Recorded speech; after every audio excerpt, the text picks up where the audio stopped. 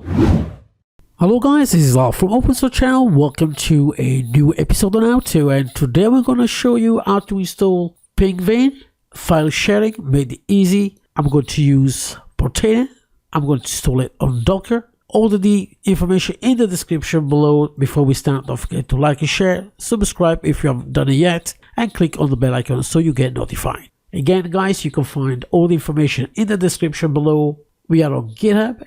And I don't know how to pronounce this guy name, Stonish404 from Switzerland. Great stuff.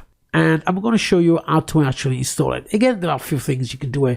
You can use the YAML file and just follow the recommendations set up here. But if you want to do something a little bit different, like I usually do, and you want to use Portainer like I do, I'm going to click on Docker Compose YAML, and I'm going to copy this information here. Again, the port used is 3000.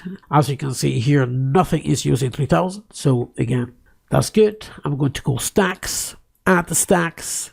I'm going to add the name of the app, and I'm going to paste the content here. All right, that I just copy from the YAML file. Okay, docker compose.yml. Let's go back here. Already set up, by the way, Nginx proxy manager with my domain. So unless you want to do it, via IP, then you use the actual port number. The volume, I'm going to leave it as I already done the. I created the actual folder, but again, you can leave it. If you haven't got it, we'll automatically do it for you, so you don't have to do anything extra. And I'm going to click deploy stack. Right. That shouldn't really take long. If you got port 3000 already be used, always try to change the port from the left side, not the one from the right, okay? So the one on the left you change to something you haven't used. As you can see, that's been done successfully. I'm going to go to container. I'm going to go to Pingvin. Let's have a look at the log, and it's still doing it. So we're gonna wait a little bit longer before we go and go to the page, or we can actually go to Proxmox here, click on open set, and we got something else here, and I think something I installed. Let's do it a different way. Let's do it in this way. Then we're going to refresh it, and as you can see, that has been installed properly. Alright, so once you're here, all you got to do is get started and create a username so you can actually start it. Let's go back to that a second and see what happens. Here we go. As you can see, that has been done already. Let's close this one. Let's use the one with the domain. So I'm going to make up a username, and I'm going to create a password. Let's go and get started. I can say add, and then I'm going to remove it. Here we go. Now the app URL is that. No, it's not. Let's call it the open source channel. Let's copy that. And we're using, of course, SSL. We are not going to use the port 3000. There we go. Show the home page. Allow registration, again, is up to you if you want to do it.